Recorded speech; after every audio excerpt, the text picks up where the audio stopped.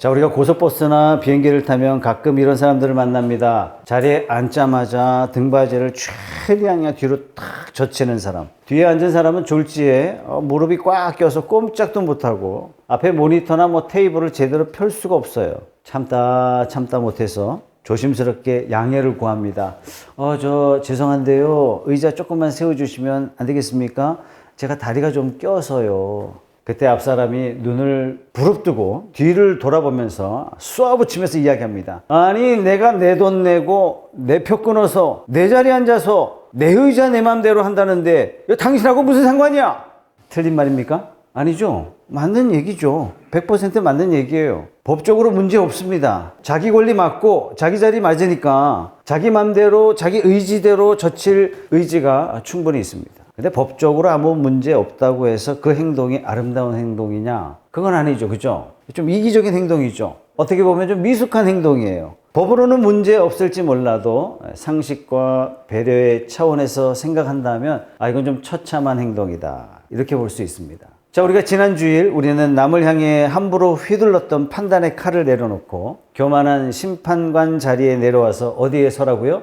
피고석에 섭시다. 이런 말씀을 나눴습니다. 내 기준과 내 잣대로 형제 자매를 정죄하지 않겠습니다. 다짐했습니다. 그런데 남을 비판하던 망치를 내려놓고 보니까 이제 또 다른 함정이 우리를 기다리고 있어요. 교회 안에 이른바 믿음이 좀 강한 사람들이라고 할까요? 이런 질문을 합니다. 좋습니다. 난 비판하지 않겠습니다. 이제부터는 내가 할 도리 다 했으니까 내 신앙의 자유대로 내 마음껏 살아도 되지 않겠습니까? 율법에 얽매이지 않아도 되니까 앞으로 내 시간, 내 돈, 내 맘대로 자유롭게 나는 살겠습니다.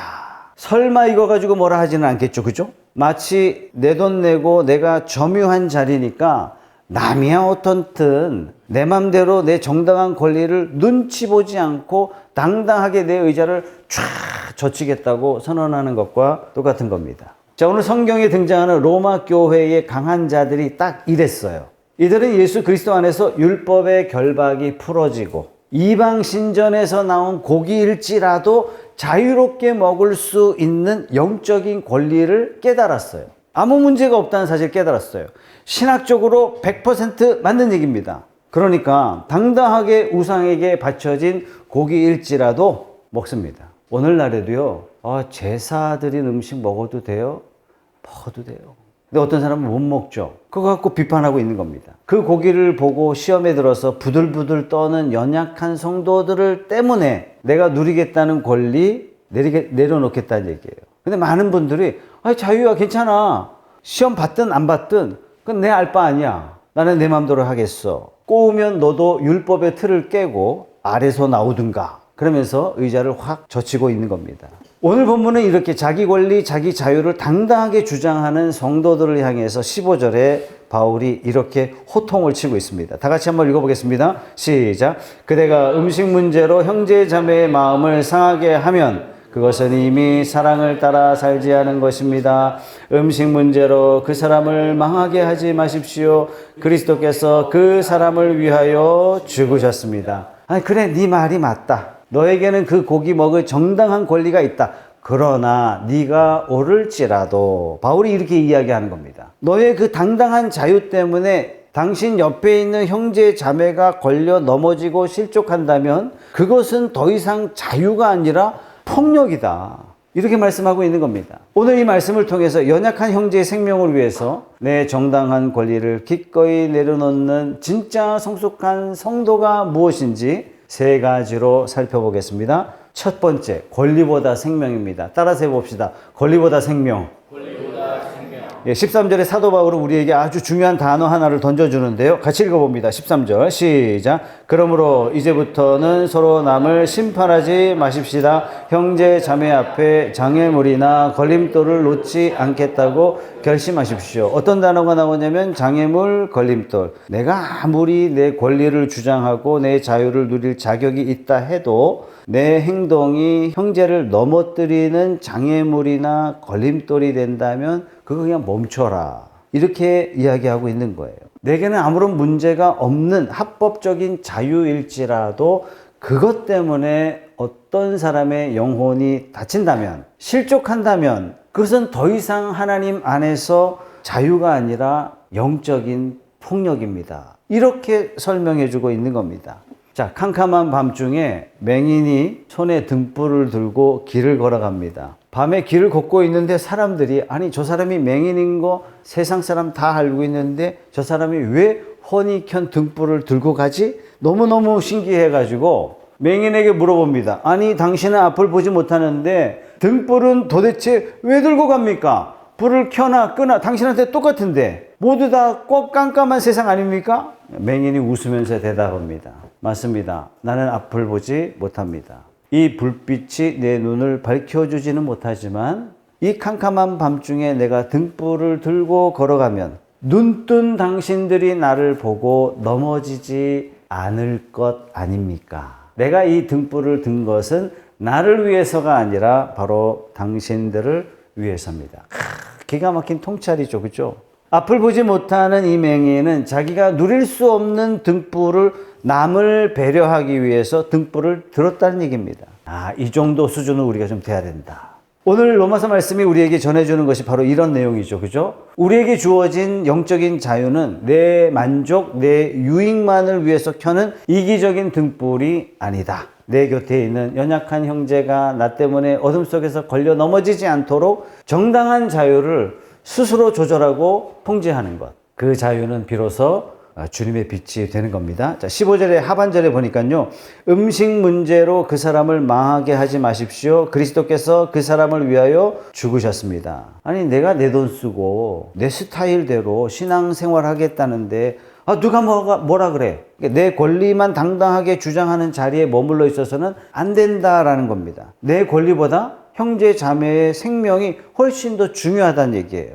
예수님은 우리에게 생명 주시려고 우리를 구원하시기 위해서 뭐 하셨어요? 어떻게 우리에게 생명을 주셨습니까? 자신의 권리를 포기하시면서. 성경이 우리에게 말씀하시는 사랑은 어떤 사랑이냐? 권리를 포기하는 사랑. 이것이 바로 십자가 사랑입니다. 나를 위해서가 아니라 형제를 위해서, 자매를 위해서 등불을 드는 저와 여러분들이 되시길 주님의 이름으로 축원합니다.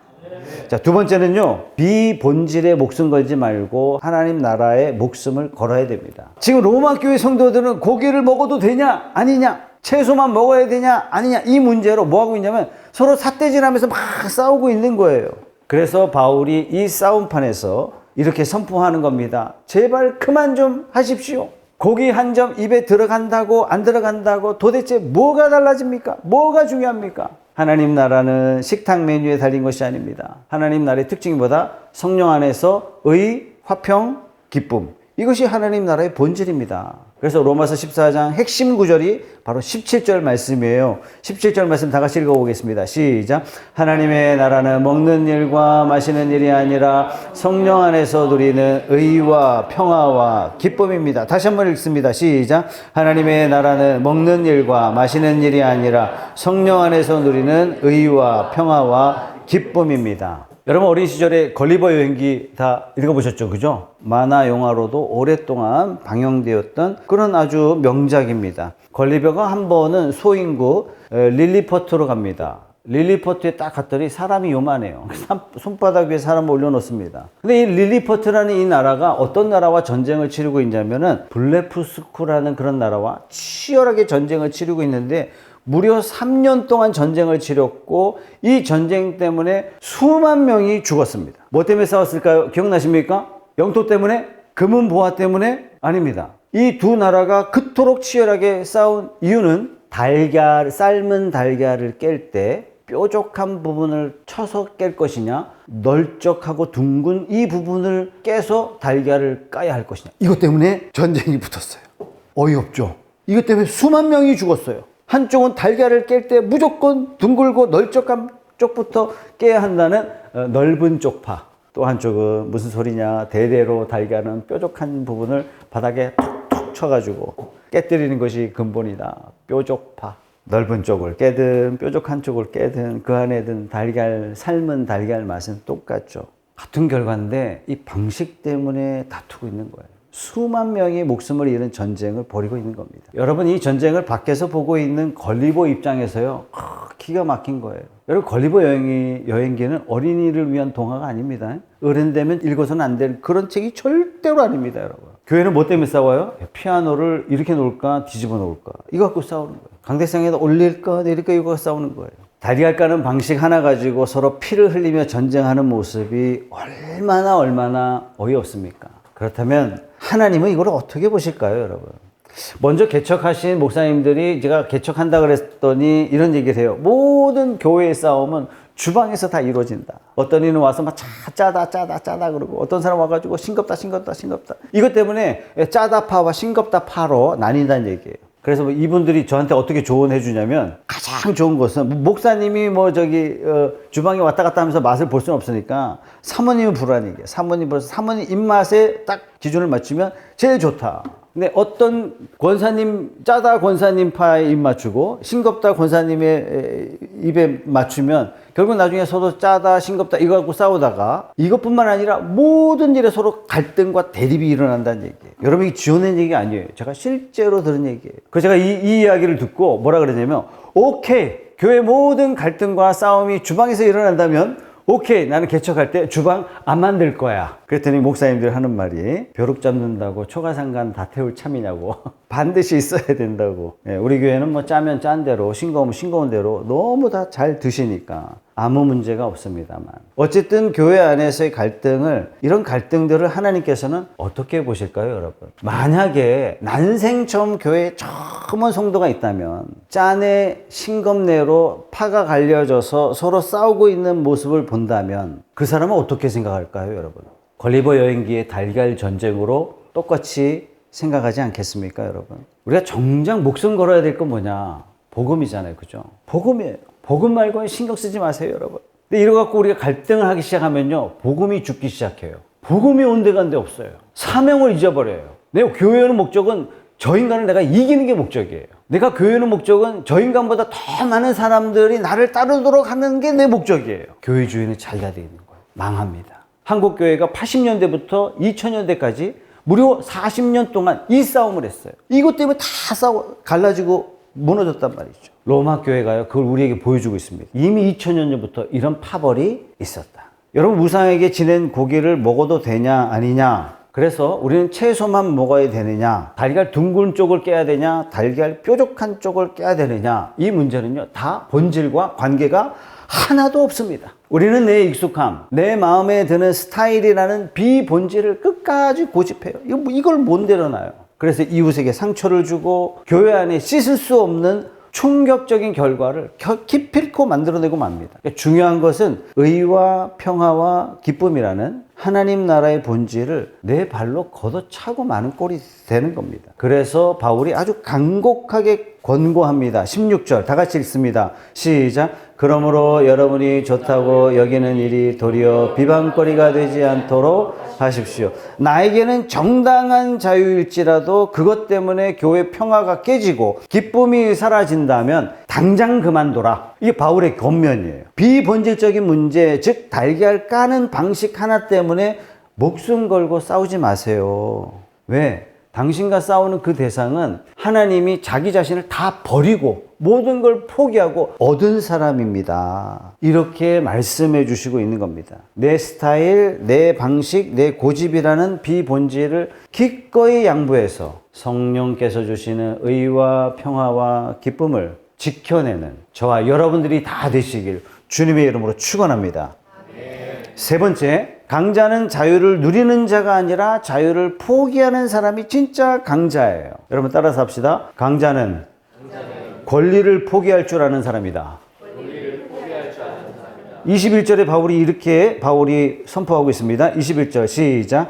고기를 먹는다든가 술을 마신다든가 그 밖에 무엇이든지 형제나 자매를 걸려 넘어지게 하는 일은 하지 않는 것이 좋습니다. 지금 바울이 율법에 먹지 말라고 했으니까 나 안 먹겠다 이렇게 말한 게 아니에요. 다 먹어도 되지만 저 사람이 상처받는다면 나 그 권리 포기하겠다는 얘기예요. 이게 성숙함이죠. 그죠? 한국에 복음이 처음 들어왔을 때 일제강점기 직전에 조선이 멸망하기 직전의 상황을 선교사들이 미국에 보고를 어떻게 했냐면 12살짜리 남자아이가 양반이라는 이유로 술과 담배에 쩔어 있는 거예요. 벌건 대낮인데 열심히 일하는 사람이 아무도 없어요. 누구만 뛰어다녀요? 여자들만 뛰어다니고 있고 남자들이 다 그렇게 살고 있더란 얘기예요. 구구는 기울고 있는데, 그래서 선교사들이 제일 먼저 한 게 뭐냐면 한국 성도들에게 술과 담배에 대한 금지령을 내렸어요. 너무너무 훌륭한 결정이죠. 근데 문제는 나는 하나님의 백성이야, 나는 성도야, 이 표지라고 얘기하거든요. 표지. 나는 성도됨의 표지로서 제일 먼저 뭘 드냐면 술, 담배 끊었어? 이렇게 말한단 말이에요.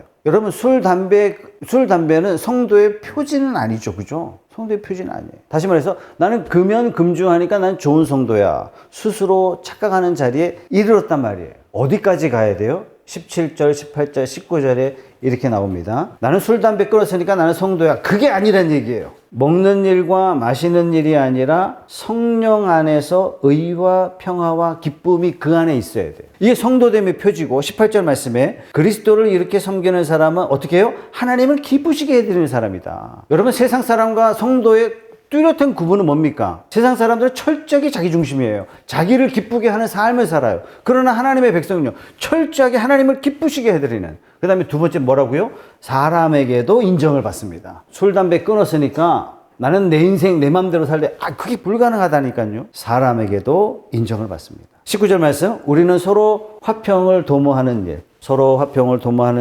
서로 덕을 세우는 일에 힘씁시다. 여러분, 금주 금연이 목표가 아니라 여기까지 와야 되는데, 금주 금연이 너무 강하다 보니까 금주 금연만 하면 자기는 좋은 성도다라고 착각한단 말이죠. 이것만 해도 정말 대단한 거예요. 그러나 우리 궁극적으로 어디까지 와야 된다?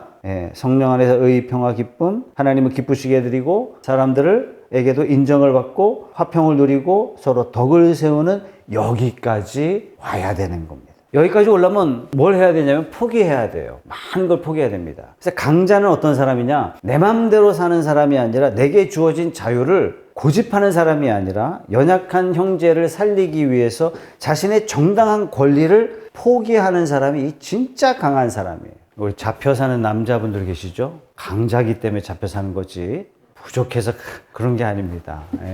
자, 세상은 자기 권리를 하나도 빠짐없이 다 찾아 먹어라. 그래야 똑똑한 사람이다. 그래야 야무지다. 이렇게 이야기하죠. 그죠? 그런데 십자가는 정반대입니다. 내 정당한 권리마저 형제를 위해서 십자가 앞에 자신의 권리를 내려놓는 사람이 이게 진짜 강자요. 이게 진짜 예수님 닮은 사람이요. 성숙한 사람이다. 이렇게 말씀하고 있는 겁니다. 여러분, 중국 선교사의 역사적인 사람이 누구냐면 영국의 허드슨 테일러입니다. 위인전에도 많이 나와 있는 분이세요. 1832년생이시니까 지금으로부터 약 한 200년 전 이야기가 되겠네요. 자, 당시 중국에 도착한 대부분의 서양 선교사들의 이 영국식 정장, 여성들은 화려한 드레스, 그 다음에 식사할 때 영국 그 고상한 식사 매너, 이런 것들을 아주 고집을 했어요. 그러니까 미개한 땅에 복음 전하러 왔지 우리가 우월한 문화나 삶의 방식을 버릴 이유는 없지 않냐? 그러면서 영국의 당시 우월한 문화와 이런 것들을 마음껏 누렸어요. 제가 중국에서 사역을 해보니까 가보니까 누리게 되더라고요. 자랑하게 되고. 근데 이런 당당한 서양식 복장과 영국식 문화,